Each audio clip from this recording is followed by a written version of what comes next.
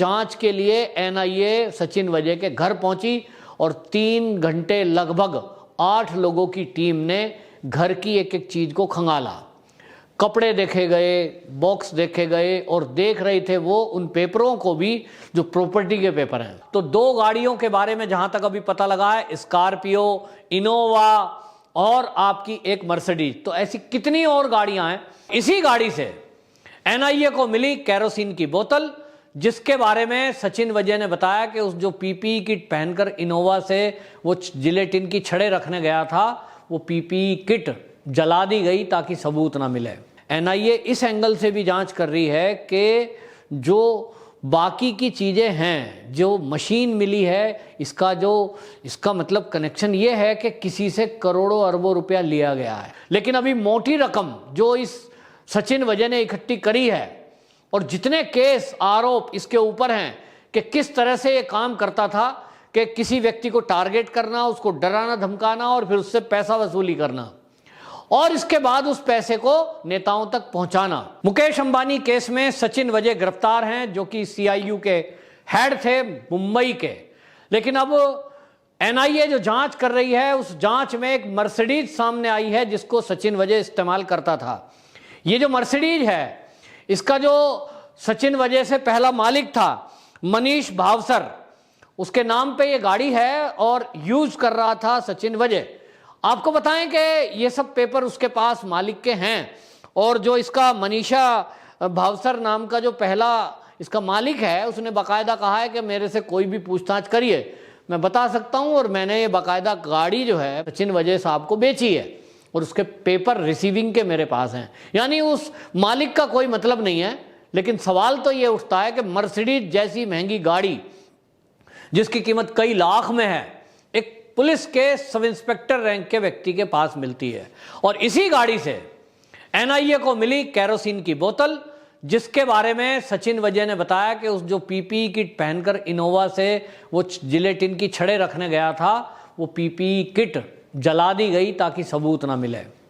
और उसी गाड़ी से रुपए मिले हैं और 5 लाख रुपए नोट गिनने की मशीन उसी गाड़ी से मर्सिडीज से बरामद हुई है। और इसके बाद ये जरूरी हो गया कि जो बाकी चीजें हैं उनकी जरूरत पड़ेगी कि जांच की जाए।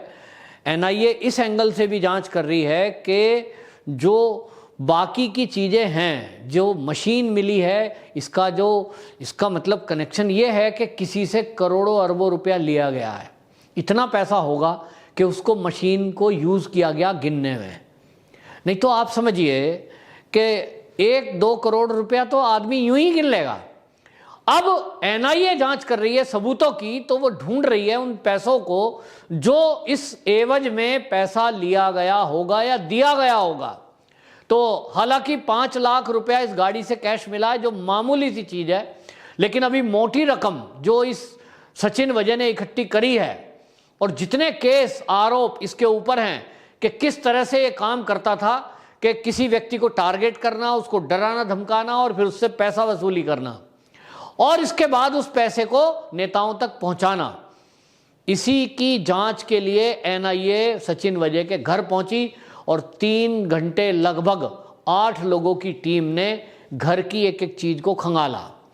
कपड़े देखे गए, बॉक्स देखे गए और देख रहे थे वो उन पेपरों को भी जो प्रॉपर्टी के पेपर हैं। कई फैक्ट्रियों में पैसा लगा रखा है, कई नेताओं के साथ संबंध हैं, तो उन नेताओं के व्यापार में पार्टनर है सचिन वजय। और ये सब चीजें यूं तो ईडी देखेगी, लेकिन क्योंकि मामला इस समय एक्सप्लोजिव से जुड़ा हुआ है और एनआईए देखना चाहती है कि इस एवज में इसको कहीं से पैसे मिले हैं अगर सचिन वजय को, तो वो पैसे कहाँ हैं। और दूसरा, अन्य किसी केस में इसने जो पैसे इकट्ठे किए हैं उसके दस्तावेज कहाँ, और ऐसे कितनी गाड़ियां ऐसी हैं या कितने लोग ऐसे हैं जिनसे इस तरह से इसने जैसे मर्सिडीज ले रखी है। इसके बारे में तो कोई एप्लीकेशन अभी तक नहीं आई है क्योंकि सब लोग देख रहे हैं और डर रहे हैं। लेकिन अब मनसुख हिरेन, जिसने स्कॉर्पियो गाड़ी इसको दी थी सचिन वजय को, वो इस दुनिया में नहीं है, उसकी हत्या हो चुकी है जैसा कि देवेंद्र फडणवीस कहते हैं। तो वो मनसुख हिरेन की पत्नी ने बताया कि मेरे पति से सचिन वजय ने गाड़ी ली, लेकिन वो गाड़ी के 4 महीने बीत जाने के बावजूद भी सचिन वजे ने कोई पैसा मनसुख हिरेन को नहीं दिया। मनसुख हिरेन बार बार फोन करता था कि मेरी गाड़ी ली है साहब आपने, आप मुझे उसके पेमेंट दीजिए। उसकी पेमेंट नहीं दी, यानी अपने जो पोस्ट है, जो रुतबा है, उसका डरा धमकाकर लोगों को ये इस्तेमाल कर रहा था सचिन वजे, और चीजें इकट्ठी कर रहा था, पेमेंट किसी को नहीं देता था। तो 2 गाड़ियों के बारे में जहां तक अभी पता लगा है, स्कॉर्पियो, इनोवा और आपकी एक मर्सिडीज, तो ऐसी कितनी और गाड़ियां हैं जिनको ये सचिन वजे इस्तेमाल करता था। कैसी कौन कौन कहां कहां ये प्रॉपर्टी हैं जो सचिन वजे के पास हैं। तो इन्हीं सब पेपरों को खंगालने के लिए एनआईए की टीम घर में रही और 8 लोगों की टीम ने 3 घंटे पूरी एक एक चीज को देखा, पूछा और टैली किया कि जो ये बता रहा है वो मैच करता भी है कि नहीं। और आपको बताएं, अंदर की खबर ये है कि वो बताते हैं कि सचिन वजे से जो पूछताछ हो रही है, वो जो बातें बता रहा है उसको टैली करने के लिए उसके फ्लैट में बाकी चीजें भी देखी जा रही हैं और परिवार के लोगों से भी बातचीत की जा रही है। तो जो सोसाइटी के लोग हैं उनसे भी बातचीत एनआईए कर रही है। और वहीं आपको बताएं कि जो इसके साथ नौकरी करने वाले लोग हैं, सीआईयू के और बाकी लोग हैं, उनसे भी पूछताछ हुई है। ऐसे 8 लोग हैं जिनको एनआईए ने चिन्हित किया कि वो इस काम में इसके सहायक हो सकते हैं या उनको जानकारी हो सकती है। जैसे कि आपको बताएं कि जिस सोसाइटी में ये सचिन वजे रहता है, उस सोसाइटी में ये गाड़ी को लाना ले जाना इसने किया है, जिसमें वो गाड़ी भी है जिसके अंदर जिलेटिन की छड़ें यानी विस्फोटक मिला था। तो वो सबूत था, लेकिन इसने अपने मातहत काम करने वाले कर्मचारियों को भेजा और फर्जी लेटर बनाया एक कि हमें पुलिस डिपार्टमेंट में इस सीसीटीवी की जो फुटेज है इसकी जरूरत है, और वो सीडीआर उसने वहां से ले लिया, डीवीआर वहां से ले लिया और डीवीआर को लेकर के उसमें नष्ट कर दिया। तो सबूत मिटाने के लिए अपने मातहत काम करने वाले कर्मचारियों को यूज किया है। अब उन कर्मचारियों से भी पूछताछ हो रही है और उन पे भी गाज गिरेगी कि वो इस अपराध में शामिल क्यों हैं। सवाल असली ये है कि जो सचिन वजे के पीछे के जो और मोटी मछली हैं, बड़ी मछली हैं, पता आखिर उनका लगना चाहिए। लेकिन होता यह है, हमने देखा है मुंबई के केस में, हमने देखा सुशांत राजपूत के केस में, देखा कि सुशांत सिंह राजपूत के केस को यदि आप देखेंगे तो केवल कहां जाके गाज गिरी, रिया चक्रवर्ती, इसके आगे बात नहीं बढ़ी। जबकि बेबी पेंगुइन नाम उछल रहा था, शिवसेना का कोई बड़ा नेता इसमें शामिल है वो कहा जा रहा था, लेकिन आज तक उस नाम का खुलासा नहीं हुआ है। तो ये हमने देखा है कि हमारे देश की जो जांच एजेंसियां हैं वो किस तरह से काम करती हैं। फिर वो चार्जशीट बनाती हैं, फिर आगे कोर्ट है, और कोर्ट माशाअल्लाह हमारे देश की ऐसी हैं कि पुलिस कितनी भी मेहनत करे, चार्जशीट दाखिल करे, सालों साल तो उस चार्जशीट का कोई अता पता होता नहीं है। साल 1.5 साल बाद जाके अगर चार्जशीट के आधार पर कोर्ट का सम्मन गया तब तक जमानत मिल जाती है, अपराधी जेल से जमानत पे छूट के फिर से अपराध में लिप्त हो जाते हैं या इज्जत की जिंदगी गुजार रहे होते हैं, ऐश की जिंदगी गुजार रहे होते हैं। और कोर्ट और न्यायपालिका इस तरह की है कि कई बार तो हमने देखा है कि पुलिस ने जितनी मेहनत करी और जितनी मेहनत करने के बाद वो चार्जशीट दाखिल करी, कई बार तो कोर्ट ने जाते ही जमानत दे दी और अपराधी कॉलर चौड़े करके कोर्ट से बाहर आता है कि देखा बिगाड़ दिया मेरा कुछ। शायद इसी तरह की उम्मीद अब की जा रही है कि आज तक मुंबई के जितने कांड हुए हैं, ये जो इस तरह का एक्सप्लोजिव प्लांट किया गया है मुकेश अंबानी के घर के बाहर, ये पहला केस नहीं है। हमने देखा कि जिस तरह से हिंदू आतंकवाद की परिभाषा गढ़ने के लिए कांग्रेस ने चाल चली थी और जिसको लेकर के बहुत कांग्रेस के आला कमान ने कोशिश करते हुए पुलिस को यूज किया था, कर्नल पुरोहित जो रिटायर उस समय नौकरी में थे, और लेफ्टिनेंट कर्नल पुरोहित के घर ये प्लांट किया गया था बाकायदा आरडीएक्स। और उस समय जो आरडीएक्स प्लांट किया गया था वो आप देखें कि पुलिस के ही अधिकारी थे, मुंबई पुलिस के अधिकारी थे, और उसको अपराधी घोषित करने के लिए वो आरडीएक्स प्लांट किया गया और कोर्ट में पेपर सबमिट कर दिए गए कि ये जो आरडीएक्स है ये कर्नल पुरोहित के घर से मिला है, इसलिए सिद्ध होता है कि मालेगांव के ब्लास्ट में यही आरडीएक्स की सप्लाई करने वाला था और इसी का हाथ है। इस तरह की साजिश मुंबई पुलिस करती है, जो फिल्मों में हम देखते हैं वो रियल सीन मुंबई पुलिस करती है, और इस तरह के नकली केस बनाकर लोगों को फंसाने का कोई पहला केस नहीं है। लेकिन आज तक उन आरडीएक्स रखने वालों का कुछ नहीं हुआ। साध्वी प्रज्ञा ठाकुर के साथ प्रताड़ना करने वाले ये परमवीर सिंह जो मुंबई पुलिस कमिश्नर थे अभी तक, इनका कुछ नहीं हुआ बल्कि इन्हें इनाम मिलता चला गया। यानी कांग्रेस के शासन में जिन लोगों ने हिंदू आतंकवाद की परिभाषा गढ़ी, जिन लोगों ने हिंदुओं को और इस देश को बदनाम करने की कोशिश की, वहीं आतंकवादियों का बचाव करने की कोशिश की। आपको बताऊं कि उत्तर प्रदेश के पूर्व डीजीपी, उन्होंने एक खुलासा किया एक इंटरव्यू में कि जिस समय हमने ये आतंकवादियों को पकड़ना शुरू किया बाटला हाउस के कांड में, उस समय कांग्रेस के कहने पर बाकायदा एक अभियान चलाया गया और यूपी में यह कहा गया कि आजमगढ़ का वो आतंकवादी था, आप आजमगढ़ को बदनाम कर रहे हो। और दिल्ली के अंदर प्रदर्शन किया गया जिसका सारा अरेंजमेंट कांग्रेस ने किया। यहां तक कि एक स्पेशल रेल चलाई कांग्रेस ने जिसमें आजमगढ़ से लोगों को भर के लाया गया और यहां प्रदर्शन किया गया। और जो लोग उसमें वांछित थे, जिनको पुलिस कह रही थी कि ये आतंकवादियों से संबंधित हैं, उनको बाद में चुनाव तक लड़वा दिया गया। तो ये सारी कहानी चलती है और इसीलिए मैं ये जो सचिन वजय जैसे लोग हैं ये एक बयान दे रहे हैं। उन्होंने कहा है एनआईए के सामने कि मैं तो एक तिनका मात्र हूं। यानी सचिन वजय कहीं ना कहीं इशारे में बता रहे हैं कि ये जितनी बड़ी साजिश है, ये छोटी मोटी साजिश नहीं है। मुकेश अंबानी के घर के बाहर ये छड़े रखना जिलेटिन की विस्फोटक भरा हुआ, ये बहुत बड़ी साजिश है। और ये इतनी बड़ी साजिश है, हो सकता है कि कहीं ना कहीं ये हमारे देश के उद्योगपतियों को डराकर या उनकी हत्या करने की भी साजिश हो सकती है, जिसमें आतंकवादी भी जुड़े हो सकते हैं। लेकिन अब आप देखिए एक नई थ्योरी चलाई जा रही है, इसमें एनआईए के हवाले से एक खबर चलाई जा रही है जो बड़ी हास्यास्पद है और बड़ी चौंकाने वाली है।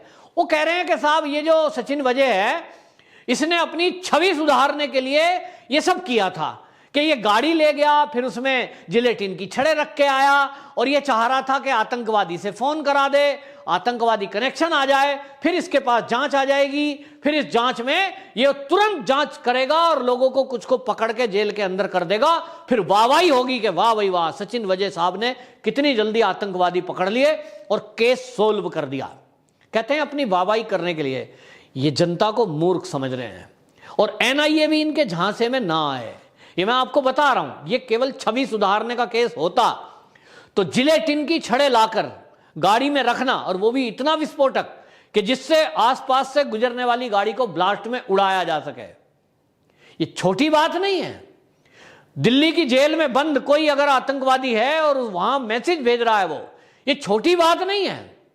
दूसरी बात आप देखिए कि एक व्यक्ति को पकड़ा जाता है जिससे जबरदस्ती ये कहलवाया जाता है कि तू लिख कि मैं प्रताड़ित हूं, मैं परेशान हूं और मेरी गाड़ी चोरी हुई है, जबकि उसने गाड़ी, उसकी चोरी नहीं हुई। उसको कहा गया कि गाड़ी यहां पार्क करो, छोड़ के चले जाओ, चाबी मेरे पास लाओ। वो ओला गाड़ी करता है और गाड़ी को, स्कॉर्पियो को बताई हुई जगह पे पार्क करता है और उसके बाद चाबी लेकर के वो सचिन वजय के घर आता है।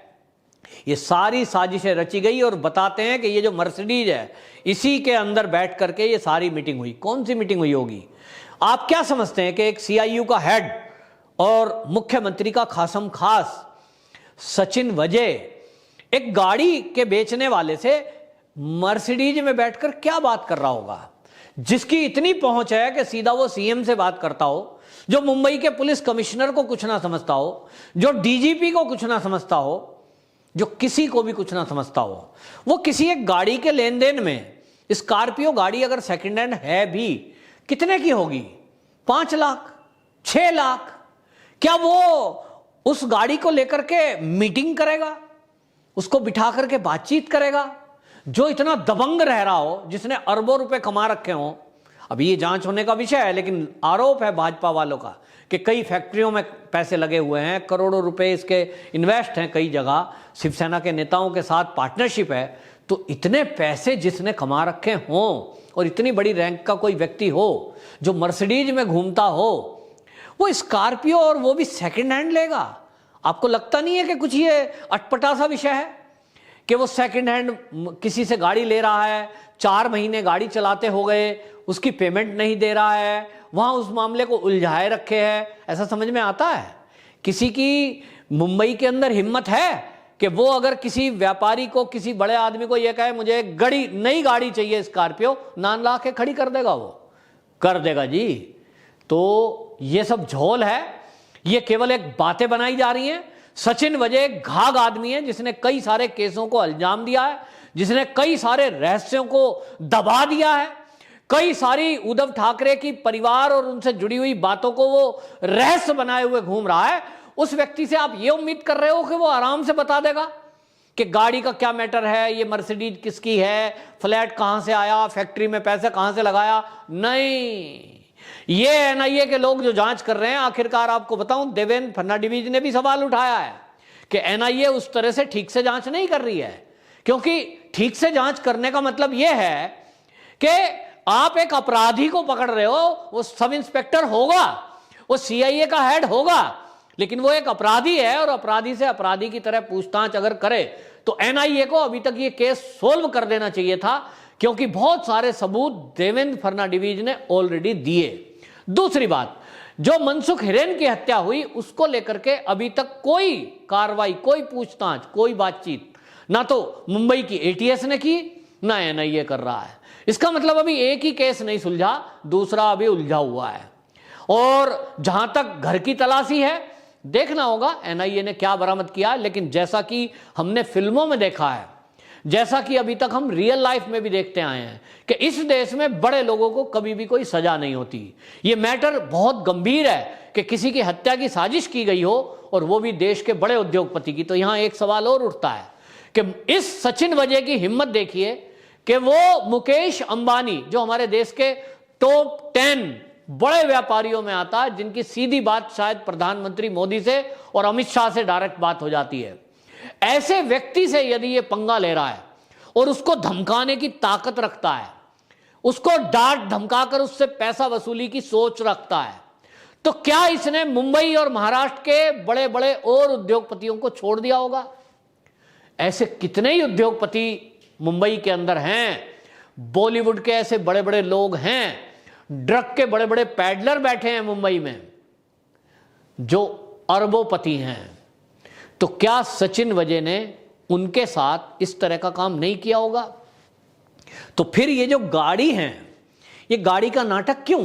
ये केवल दिखाने के लिए। हम भी जानते हैं जो 2 नंबर का काम करते हैं और सरकारी नौकरी में है, वो प्रॉपर्टी ओपन नहीं रखते।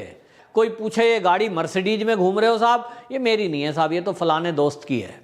तो इसी तरह ये दोस्ती में गाड़ियां यूज कर लेते हैं, सारी जिंदगी ऐश कर लेते हैं।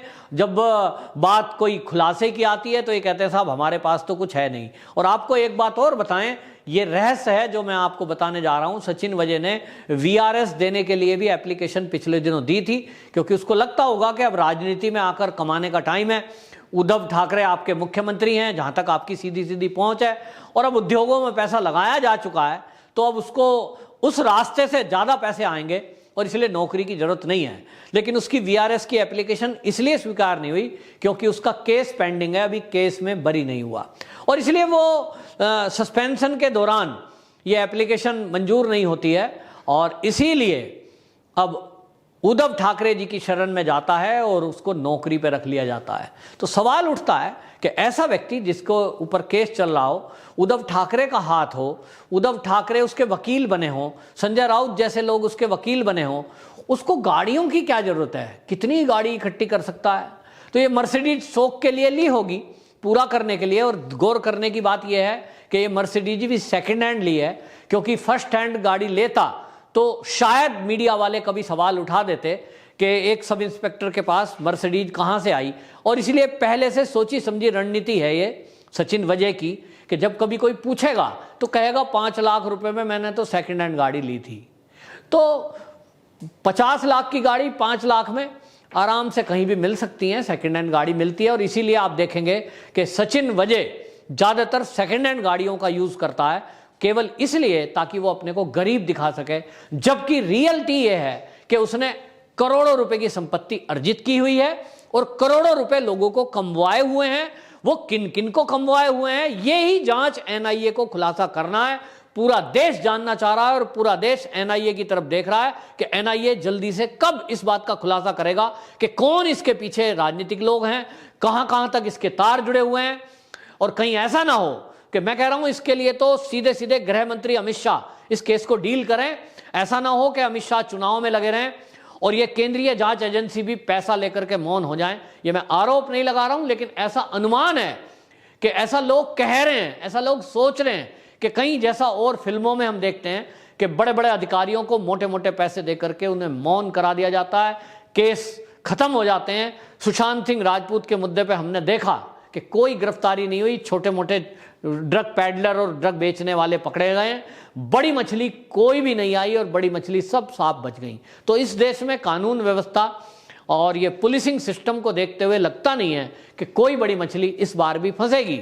एनआईए के जो अफसर जांच कर रहे हैं, अब ये सारा उनके ऊपर है कि वो अपनी छवि ठीक करने के लिए और पूरे देश के सामने अपनी छवि को बचाने के लिए, अपनी छवि दागदार ना रहे, इसके लिए निष्पक्ष जांच करके वो देश के सामने सच्चाई रखते हैं कि नहीं।